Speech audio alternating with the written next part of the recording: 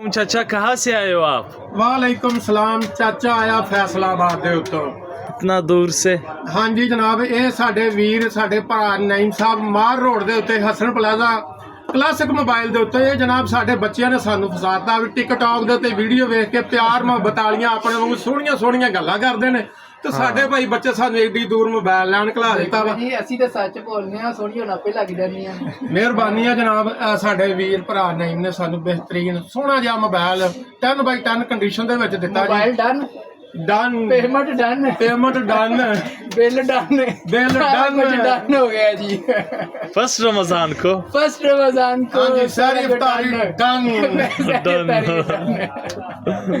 जिस भाई को चाहिए हो जी, आप भी आ सकते हैं। Classic mobile Hasan centre, ground floor, shop number 6। आपका अपना क्लासिक मोबाइल जहाँ पे आपको चीज़ मिलेगी एतमाद के साथ, 1 वीक वारंटी के साथ।